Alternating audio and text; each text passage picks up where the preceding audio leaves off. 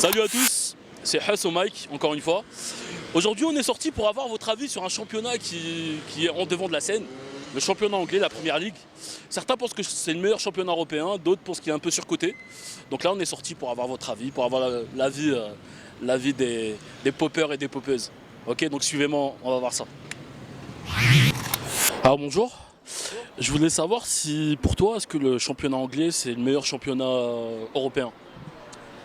Moi je suis pas d'accord, tout simplement je pense que c'est le plus agréable à regarder parce que voilà, je pense que la défense anglaise n'est pas la meilleure, on le sait, les gardiens de but non plus.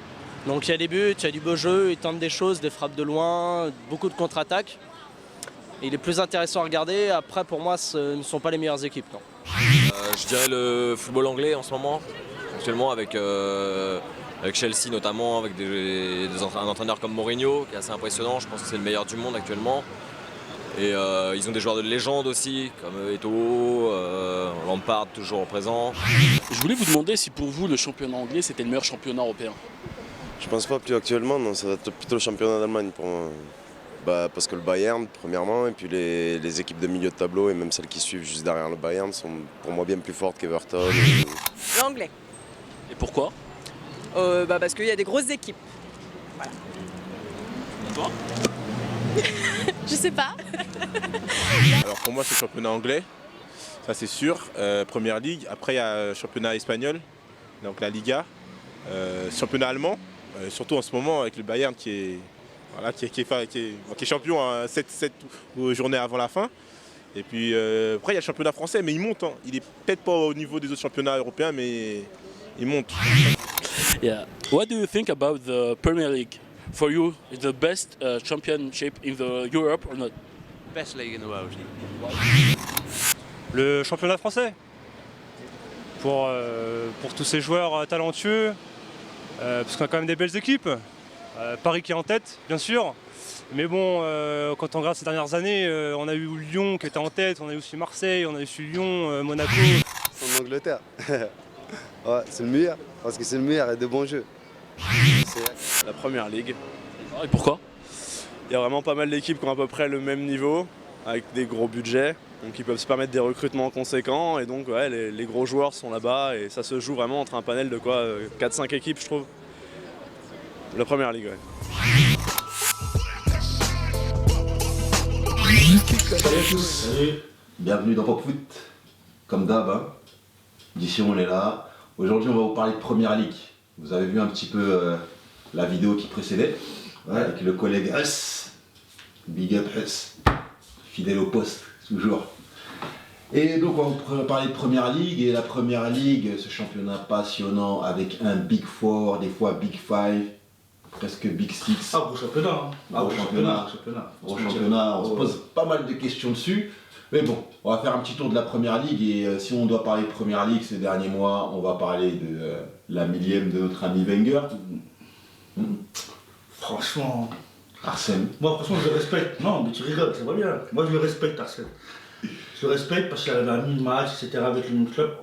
Même lui je crois, il jamais de ta vie. Comme dirait Mourinho, moi c'est les supporters que je respecte pour avoir attendu 1000 matchs. C'est même pas attendu hein, parce qu'il est toujours là. C'est pas bien. Moi je pense que maintenant... Le mec on lui donne des thunes. Ouais. Mais moi, on lui donne des thunes. Il va chercher qui?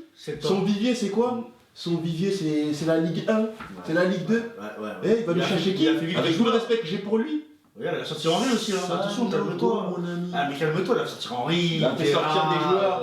Donc il a eu son effort. Voilà. Mais il faut savoir. Faut arrêter. Il y a des politiques de changement, quand ça va pas, il faut arrêter. Il faut comprendre. Il se prend des. Là, cette saison, c'est sa spécialité. La spécialité d'Arsène cette saison, c'est de se prendre des raclés par tous les membres du Big Four. Mais il faut comprendre, si ton board, devant lui, ils se disent, il fait du bon boulot, il ramène des thunes. Eux, ils veulent que des thunes. Ça se voit avec que des thunes. Ouais, mais là, Arsenal, c'est le club le plus rentable. Ouais, ok, mais à un moment, il y a quoi? À un moment, ils veulent plus de résultats sportifs. Ça leur convient aussi. Arsène, tu nous as fait un très beau cadeau au football français. C'est pas devenu être venu manager le Paris Saint-Germain. Parce que là, franchement, ça aurait été la cata. Avec des thunes, t'aurais pris qui? Non, mais il aurait pris qui? Il aurait fait jouer. Il aurait pris qui? Franchement, il aurait fait jouer. Rabiot, Chantôme, revenez. Et Coman. Mais voilà, non, ça aurait été. Voilà, mais bon. Ouais. On t'aime bien hein, quand même Arsène, t'es un personnage du football français. Il y a pire, hein. Il y a pire. Oui, Manu, c'est pire. Ouais, Manu, oui, Manu, qu'est-ce que c'est Manu? Bon, le pauvre David Moyes. Non, quand on dit à pire, on parle pas de David Moyes. On parle du cas de Manu. Bon, on parle de David Moyes aussi, hein. Non, pire. Ouais, attends, je te le dis, moi. Non, mais attends, là, bon, David Moyes, il y a une période de transition, certes difficile, mais là, je pense que c'est plutôt la direction. Oh, vous lui avez donné un contrat de 7 ans. Le mec, il a jamais fait ses preuves en tenant une grosse équipe. Moi, je pense que 7 ans, c'est trop. Moi, je pense que c'est cet enfoiré de Ferguson. Ah oui, je pense qu'il a balancé comme ça, il l'a balancé au charbon, mais parce que ce mec-là, ça se voit que Ferguson, c'est que lui. Aujourd'hui, Ferguson, il a réussi à faire jouer des mecs comme Jones, Smalling, parce que Ferguson, il est un peu charismatique. Mais l'autre, il a l'air un peu mou. Avec tout le respect que je lui dois. Il a l'air un peu mou. Avec tout le respect que je dois à Manu. Putain, vous allez vous faire tuer en Ligue des Champions contre le Bayern. Mais là, on est en train de parler de... T'as vu Olympiakos? Ça m'a fait pitié de voir ça pour Olympiakos. Mais c'est faible, Manu, c'est une faiblesse. Mais bon, on va pas s'attarder. Maintenant, il y a des bons points là-bas. Voilà, maintenant ce qui se passe, c'est que j'ai remarqué qu'en première ligue, hein, dans toutes les grosses équipes du Big Four, il y a un crack. Et c'est ça qui les fait avancer. Si tu prends à Manchester City, t'as Yaya Touré, t'as même Agüero quand il est là, quand il est en forme. Si tu prends Liverpool, t'as Luis Suarez. Si tu prends Chelsea, eh ben t'as Eden Hazard en ce moment. Et t'as Eto'o. Bon. On le verra. Et bon. Mais t'as Eto'o quand il se réveille, qui est aussi là. Et Manchester City. Le vieux. Oui, le vieillard. Mais Manchester City, non pas Manchester United, t'as quand même Van Persie et Rooney. Van Persie a eu pas mal de blessures. C'est Rooney qui maintient l'équipe à un niveau. Mais bon, je dois dire que pour l'instant, c'est vraiment faible, Manu. On va voir ce que ça va donner. Mais bon, je préfère plutôt partir sur une note positive et parler des cracks un petit peu qu'on a en première ligue. Et notamment, pour moi, Yaya Touré qui est énorme. Le meilleur milieu, le meilleur à son poste. Meilleur milieu à son poste. Ouais, pour moi, franchement, il marche sur la première ligue. 17 buts en championnat, 3e meilleur buteur de rien, 2 avant-centres. De toute façon, à l'époque, Eto'o le disait, le mec le plus technique d'entre eux, c'était Yaya Touré. C'est chaud. Et on se demandait pourquoi il disait ça à fond. Mais Yaya Touré, un volume de jeu impressionnant. On parle beaucoup de... Franchement, c'est quoi? Son équipe, Man City, elle n'arrive pas à se mettre à son niveau en Ligue des Champions. Et c'est pour ça qu'ils n'arrivent pas à franchir, je pense. Et Suarez aussi, c'est pas mal ça. Suarez, énorme. El Pistolero, énorme. C'est une confirmation par rapport aussi à la saison dernière. Oui, mais après, j'ai toujours mon petit truc. De marquer contre les gros, j'ai toujours mon petit. Écoute, la saison prochaine, ils vont jouer la Ligue des Champions et on le verra. Je ne sais pas s'il restera à Liverpool, mais Suarez, c'est du très lourd. Hazard, c'est un ton en dessous des deux dont on vient de parler, mais c'est très bien. Et surtout pour un joueur qui, ça met en exergue et en valeur le championnat de France. Ça montre qu'on a vraiment des bons produits qui sortent. Ça veut dire qu'un crack dans le championnat de France, ça peut aussi être directement un crack dans n'importe quel championnat. Et ça, c'est ce qu'il est en train de démontrer. C'est étonnant, hein, mais c'était pas mal. C'est étonnant. Un mec comme Cabaye, voilà, qui est en équipe qu'on vend de 5 millions d'euros en France, voilà. Et ben, il a tout cassé en Angleterre. Ça prouve quand même que ça va. On n'est pas non plus. On n'est pas à la ramasse, on n'est pas à la ramasse. Mais bon, on va continuer sur la première ligue. Et cette fois-ci, voir ce que vous en pensez vous. Hein. Voilà, on va voir ce que vous en pensez. Et c'est pour ça que la nouvelle rubrique arrive tout de suite. Les tweets avec notre ami qu'on ne présente pas. Il se présentera lui-même. Bah vas-y, ok, on y va. Les tweets.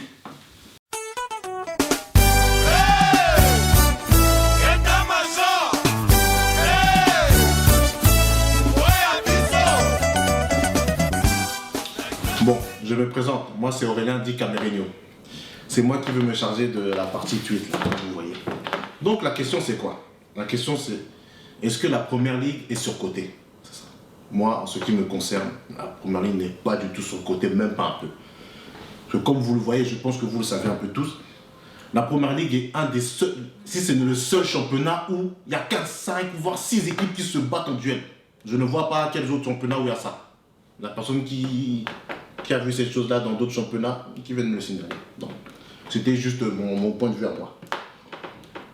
On va commencer par les petits tweets. Bon, il y a un certain Amadou qui dit que ça, c'est de l'ingratitude, digne d'une mémoire de moineau. Il n'y a pas si longtemps que ça, il y avait 3 équipes anglaises en Champions League. En demi-finale de Champions League, pardon. Il me semble que Chelsea a gagné la Ligue Europa Cup et l'année d'avant avait gagné la Ligue des Champions. Tout en sachant que Manchester United a fait 3 finales de Ligue des Champions sur 4 ans. Donc, par rapport à ça, lui, il dit que bon, ce Amadou pense que quand même c'est une ingratitude. Vous, qu'est-ce que vous en pensez? À vous, les gars. Première ligue surcotée ou pas, Non, Amadou, franchement, Amadou, là, il n'a pas tort. Il y a eu des résultats et tout. Maintenant, moi, ce que je trouve aujourd'hui dans la première ligue, c'est pas que c'est surcoté. Parce qu'il y a toujours au moins 10 équipes qui peuvent se taper entre eux. Mais attends, mais franchement, il n'y a plus, on dirait, de top team comme à l'époque. Tu vois ce que je veux dire? Non, mais moi, ce que je veux dire, c'est que quand on dit surcoté, il faut prendre le football, ça évolue. Le football, il a évolué pas mal. Maintenant, il y a eu des clubs qui se sont enrichis et qui ont amené beaucoup de thunes. Et maintenant, qu'est-ce qui se passe? C'est qu'il y a des clubs qui ont des plus grosses forces d'attraction, pouvoir d'attraction. Maintenant, en première ligue, tu gardes quand même Chelsea et City qui ont des gros pouvoirs attractifs. Et là, même Man U, ils vont mettre une enveloppe de 180 millions sur la table pour attirer des gens. Mais maintenant, quand on dit surcoté, moi je ne pense pas parce que ça reste quand même le championnat le plus serré. Ok, mais moi je pense que c'est en dessous parce qu'on a vu un Barça Real dans le jeu, dans le truc. C'est au-dessus de tout ça. C'est clair. Attends, le Barça et Real, on est en train de parler du match top. Non, mais ça je veux dire. C'est le match top en Europe. Bayern, c'est au top aussi. Le Bayern aussi, c'est au top. top. C'est pourquoi je veux dire ou pas. C'est-à-dire qu'avant, l'Angleterre, c'était toujours au top et maintenant, je trouve que c'est un peu moins. Maintenant, le championnat, c'est le plus dur. De la première à la le championnat, c'est le plus dur. C'est chaud. Ça veut dire que les cracks qu'il y a là-bas, c'est des joueurs qui pourraient s'en sortir partout. Et moi, je pense pas que même que ce soit surcoté, parce que la première ligue, ça reste un championnat passionnant. En termes de niveau, la référence qu'on a, c'est souvent la Ligue des Champions. Et bon, si on regarde sur cette année, attends, c'est normal, il y a Paris qui s'est invité maintenant dans les gros. Ouais, mais dans les maintenant, par exemple, si tu me dis le championnat italien, lui, c'est un championnat qui est totalement en déclin. Ça veut dire que totalement en déclin. Là, Man U, certes, c'est très faible cette année, mais on a Chelsea qui est là. Et avec Mourinho, on ne sait pas jusqu'où il va aller. C'est parce que Chelsea n'arrive pas à franchir un cap. Je suis bien avec toi, mais Chelsea, en poule, il se faisait battre par Dahl, etc. Mais tu connais Mourinho. Ok. Avec l'Inter, il se faisait battre en poule aussi. Mais après, il monte en puissance. De toute façon, Mathilde, il nous doit s'il en pense. Mathilde va nous expliquer ça en chiffres. Tu me dis ça en chiffres, Mathilde? Ok. Bon, tout de suite, la chronique de Mathilde, c'est un petit peu des chiffres sur la première ligue.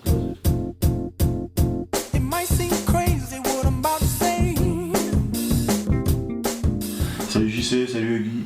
Bon alors, vous me demandez ce que c'est que la première ligue? Je vais vous dire ce que c'est que la première ligue. La première ligue, c'est 1 milliard de téléspectateurs à travers le monde. C'est 2 milliards de recettes de droits TV chaque année. Imaginez que le dernier du championnat d'Angleterre remporte plus d'argent, gagne plus d'argent que le premier du championnat de France en termes de droits TV. Donc, qu'est-ce que c'est? C'est 100 € de moyenne de la place. Pour des stades toujours pleins chaque week-end.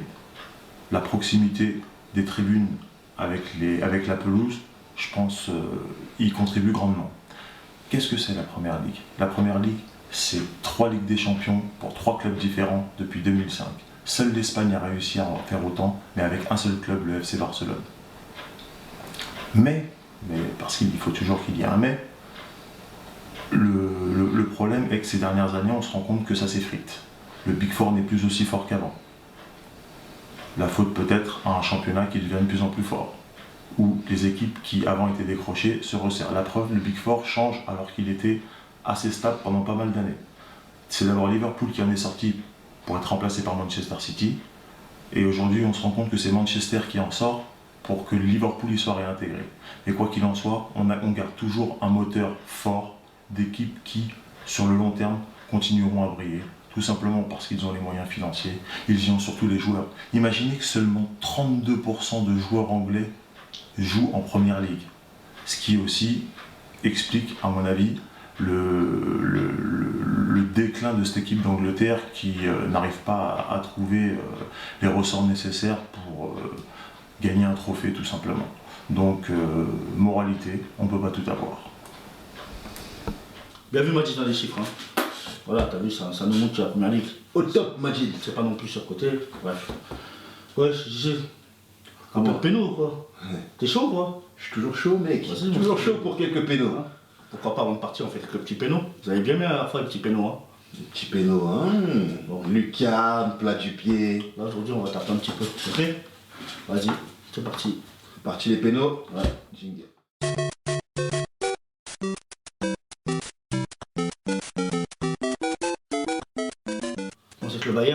Le Bayern, franchement, ça prouve à beaucoup de monde que Guardiola c'est un coach énorme. Franchement, quand tu vois aujourd'hui que l'année dernière, à 28 journées, c'était déjà un record, cette année il fait à 27 journées.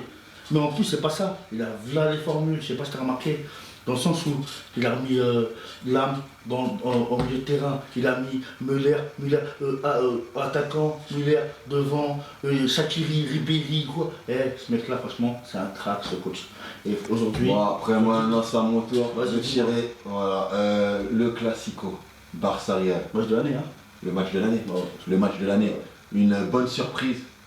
J'ai pas toujours été fan de lui, mais franchement Benzema il m'a mis d'accord. Et là franchement il est dans une forme étincelante.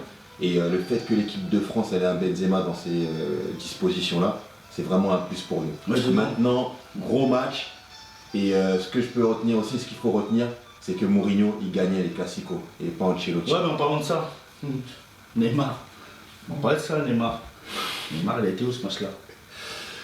Inexistant. Moi, t'as vu, c'est pas que j'aime pas Neymar. Neymar, j'aime beaucoup Neymar, c'est un super joueur. Mais moi, je trouve que c'est un joueur surcoté. Surcoté, on en parlait, surcoté. Pour l'instant, Neymar, voilà, il faut laisser un petit peu. Voilà, moi, je trouve inexistant, je trouve carrément. Voilà, je trouve que Oscar, il fait mieux que lui quand même en Europe. C'est bon, Lucas Moura. on abuse. Bon, ouais, vous parlez de match de l'année et il va peut-être y en avoir un. Eh oui, PSG-Chelsea. Alors moi, personnellement, c'est le match, la rencontre la plus équilibrée de ces quarts de finale. C'est vraiment du 50-50. Et s'il y a une personne qui me fait vraiment peur, c'est José Mourinho. C'est José Mourinho qui me fait vraiment peur. Parce que quand on regarde les valeurs de joueurs, franchement, Chelsea, au cas par cas, ils ne font pas peur. Mais José Mourinho, fin tacticien, gros match, il faudra être au rendez-vous et pas le louper. Mais comment ça peut le faire déjà celui-là? Et il y a justement le petit vieillard. Le vieillard. Papa Eto'o, qui nous a montré. Vous avez entendu son interview? Pas son interview, mais sur Beansport. T'as vu sa veste? Sur Guardiola. Ah, Philippe Lam. Croco, hein. Croco 100%. Attention, grosse punchline d'Eto'o sur Beansport. Comme on les aime, moi personnellement, je le bouge, je le valide. Et tout ce qu'il a dit, c'est des choses que je pensais aussi. Il y a pas mal de choses. Moi, je pense que ça manquait de joueurs comme ça. Ouais, ça manque de joueurs comme ça qui le. Ah bon, c'est terminé. Bah, on vous laisse, hein, vous en voulez encore, mais bon, c'est terminé. Les pénaux, c'est le principe, ok? Pop, pop, pop, pop. Pop foot. On est ensemble.